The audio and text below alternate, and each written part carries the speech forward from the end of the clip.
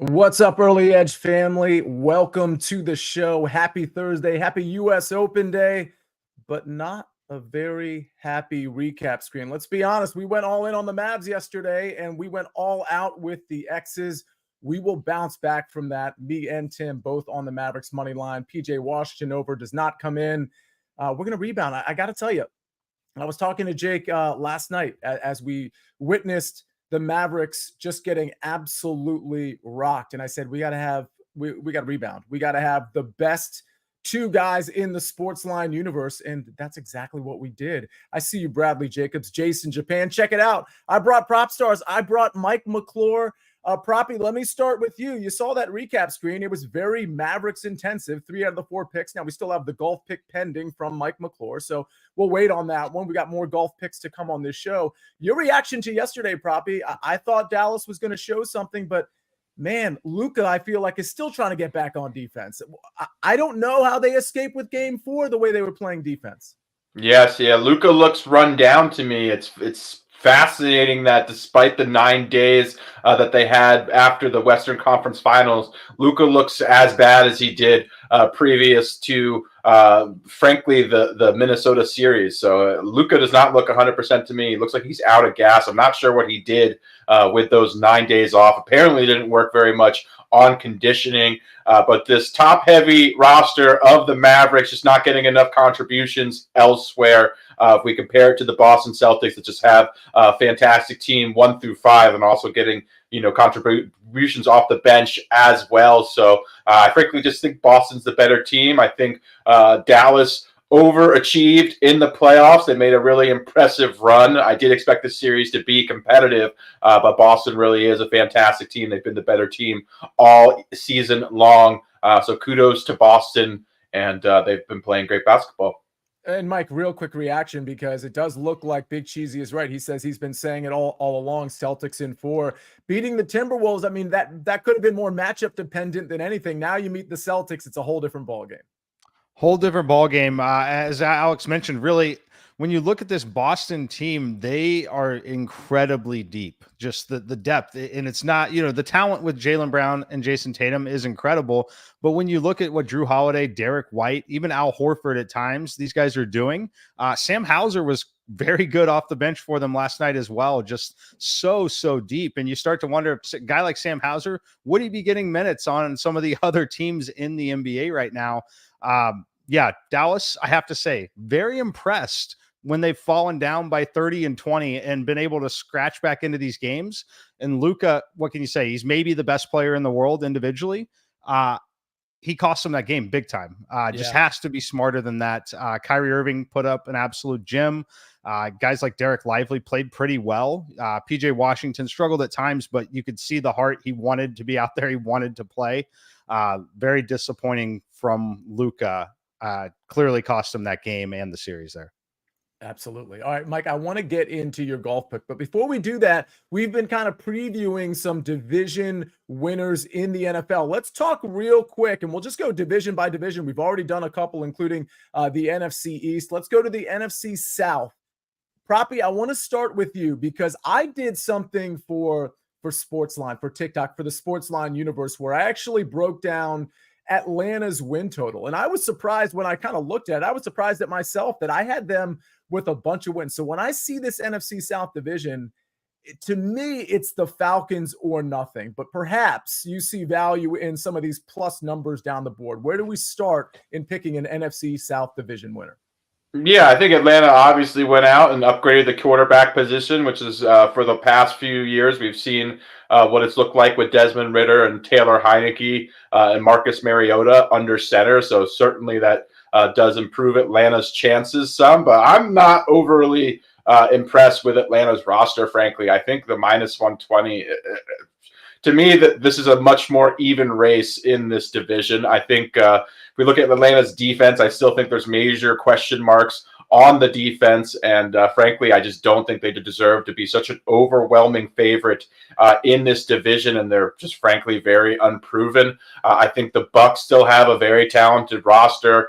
We saw Baker Mayfield really play well down the stretch. I think their defense, they own the best defense in the division. I would even argue their offense isn't far behind Atlanta's right now. I also think the Saints, they have some veteran players, and they've been a solid 8-win team. And I even look at the Panthers as a potential value at plus 12 to 1 odds here. I think we could see a big jump from Bryce Young. I really like what they did in the offseason, committing a lot of resources to improving the offensive line, protecting Bryce Young, giving him some weapons. They drafted a good rookie running back, gave him some help at receiver as well. Deontay Johnson from Pittsburgh. And I also think they made some good moves on defense. So I don't think there's a lot of value, especially at this price point for Atlanta. I'd look at these other 3 teams as potential value spots, starting with the Bucs. And I like the Panthers, honestly, as a long shot as well.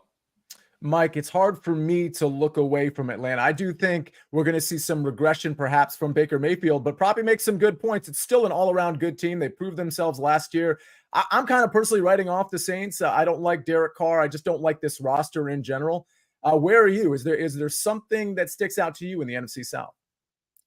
The thing that sticks out is this is the worst division in the NFL by Yes. far this season. When I look at these teams across the board, I think that Atlanta is probably the best team, probably has the most talent on paper.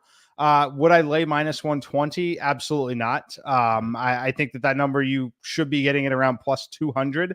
I think it should be a division that is essentially relatively even across the board, and even that Panthers number coming down just a little bit.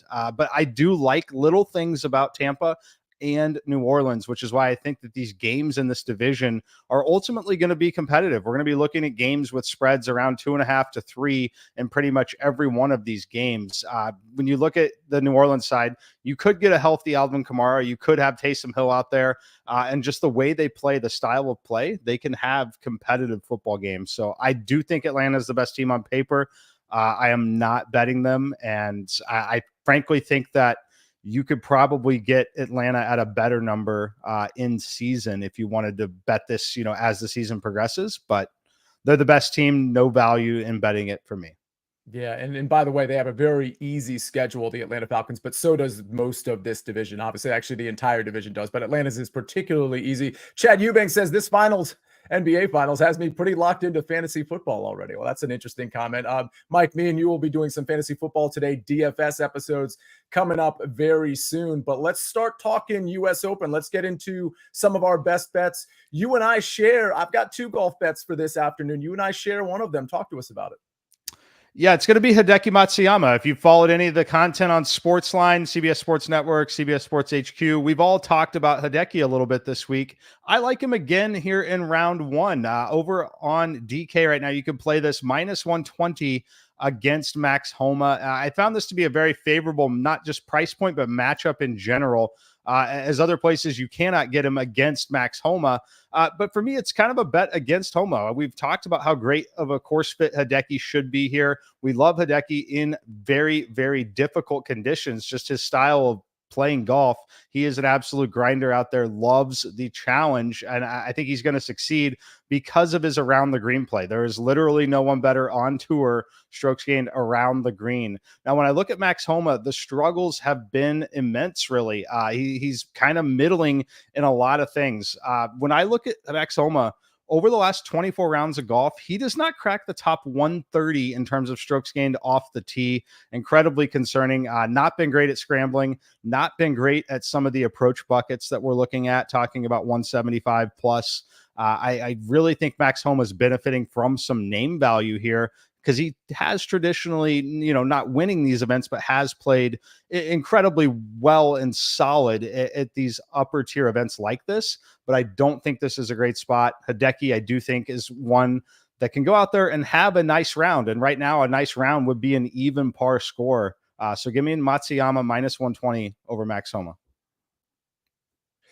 Yeah, I really like Hideki here too. That's one of my 2 picks, so I'll just put that out there for all the reasons Mike just said. I mean, he and I are both, we've been kind of everywhere this week saying he's one of our outrights. Loved the number at 50 to 1 when it first came out. I'm going to be fading Max Homa today as well.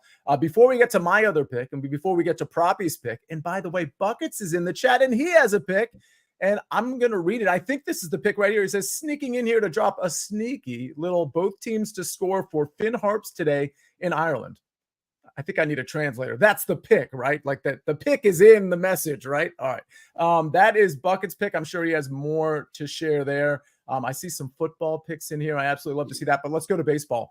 2 SportsLine picks for you. Joe Ryan over 18.5 outs at plus money. This is plus 139. Oakland, they've got Medina on the mound at the Minnesota Twins. This is 7:40 p.m. This is a game I'm considering taking the Twins run line here, minus 1.5 at a pretty decent number. One thing to keep in mind, other than the fact that the Oakland A's are pretty bad and Medina's pretty bad, is they were in San Diego yesterday and had to travel to Minnesota for today's game. No day off in between. And those Minnesota Twins bats can get hot. We saw that yesterday. So I kind of like the run line there. But Joe Ryan over 18.5 outs is also a play on SportsLine at plus 139. And the next play, the Orioles. Listen, they're getting the shadow of the New York Yankees in the AL East. I totally get it. But we got the Orioles money line on SportsLine at minus 115. Braves throwing out Lopez, Orioles throwing out Cole Irvin, who's been surprisingly pretty great this year. This is a 1:10 Eastern Standard Time game, so we can sweat that while we're sweating some of the golf bets. And where do you want to make these bets, folks? BetMGM. New BetMGM customers can sign up today and get up to $1,500 in bonus bets. Just place your first wager of at least $10 and you'll receive up to $1,500 instantly if your bet loses with bonus code EDGE. That's bonus code EDGE, EDGE. All right, we got to get to my other golf pick. We got to get to Proppy's MLB pick. And I don't know, maybe there's other stars of the show in the chat. We'll get to those picks too. We'll do it right after this message from our partners.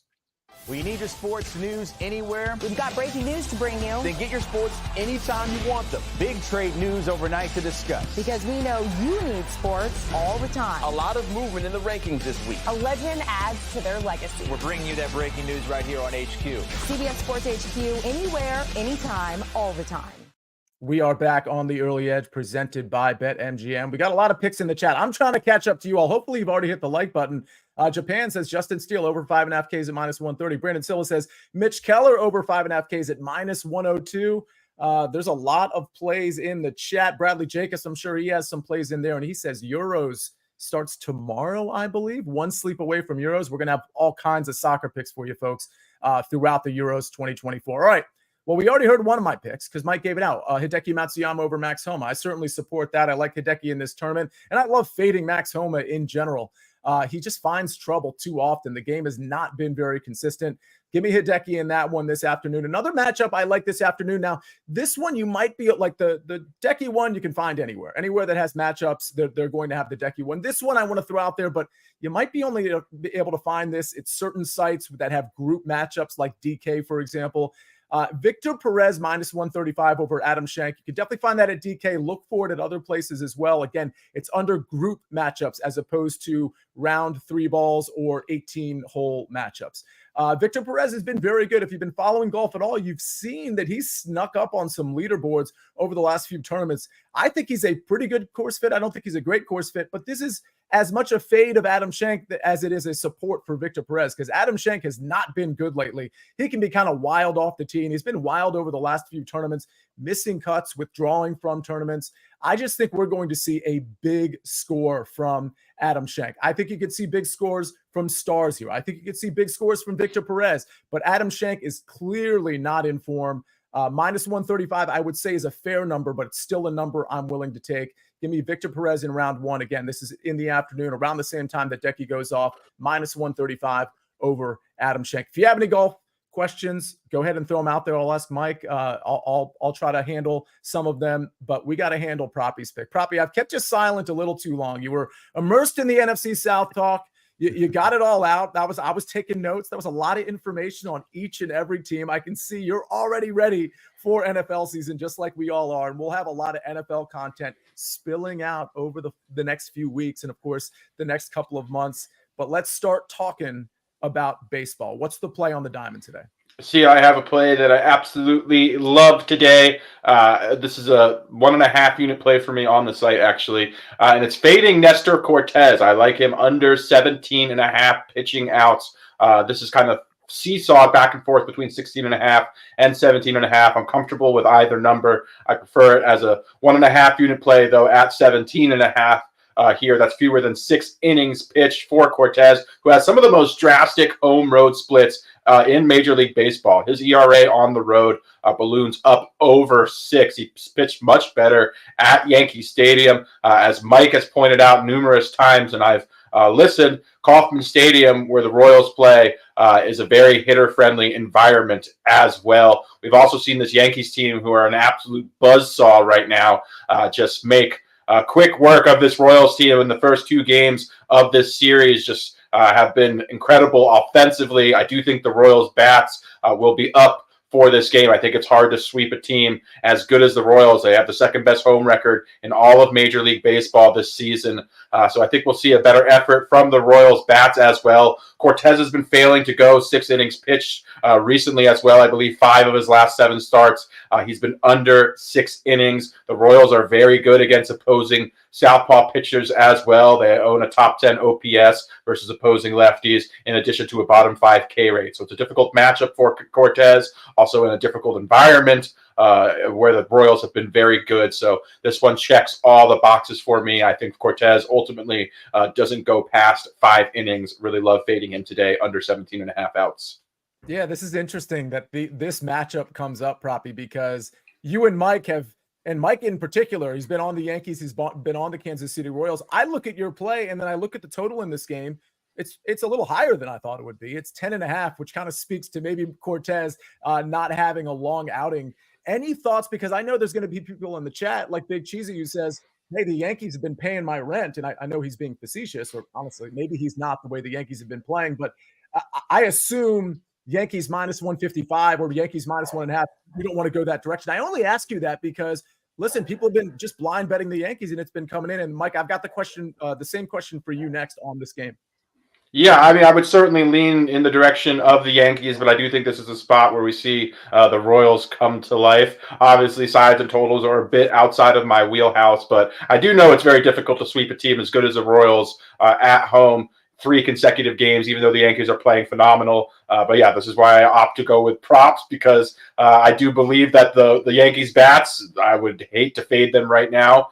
So I think they'll be plenty good, but I also think the Royals, I think there'll just frankly be a lot of runs scored in this, and I don't think Cortez will go deep. So yeah.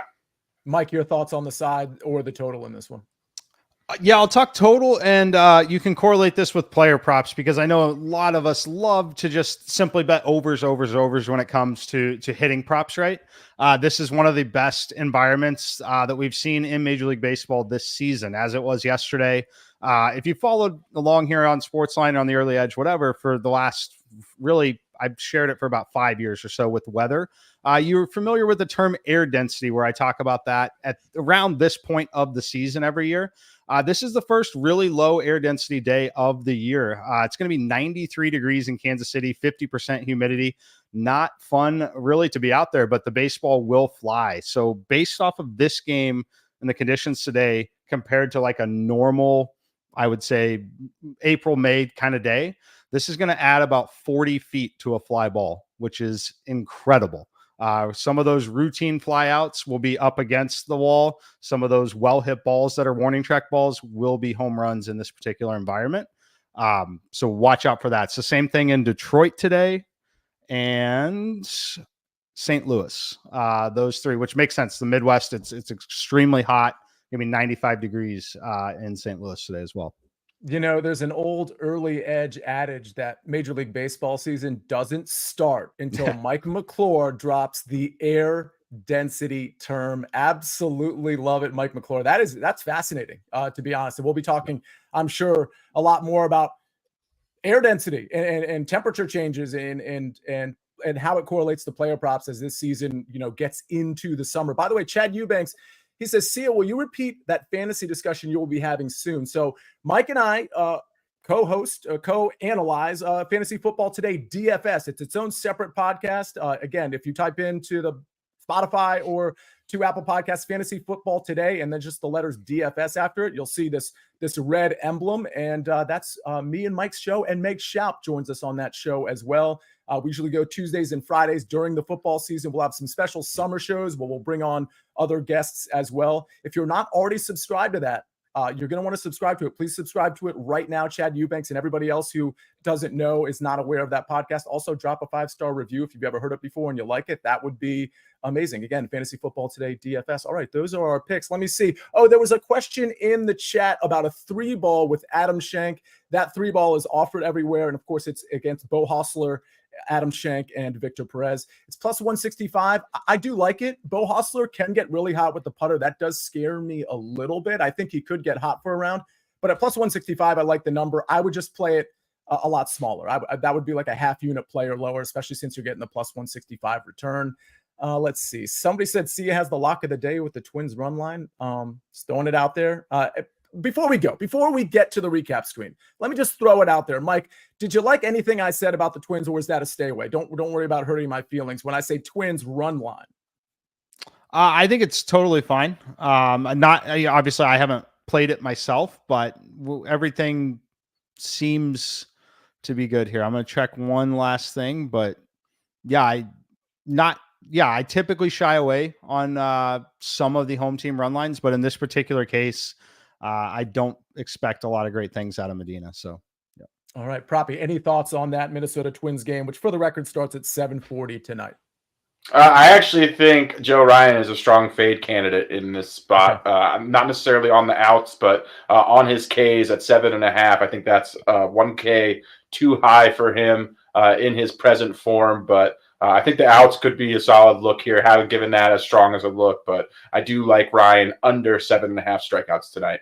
All right, we wiggled an extra pick out of Proppy. Eric David says Fantasy Football Today DFS is must-see TV. Yeah, that's right. We do it on the Fantasy Football Today YouTube channel, but please download and subscribe the podcast and review it. That would be a huge help to me personally. I appreciate that. Bradley Jacob says another great show, team. Thanks again. Let's take a look at the recap screen. Hopefully we can bounce back from yesterday's disaster performance. I've got Hideki Matsuyama over Max Homa, and so does Mike McClure. I also have Victor Perez minus 135 over Adam Schenk. I do endorse the 3-ball with Victor Perez. I would say play it for lesser units, maybe a half a unit or so.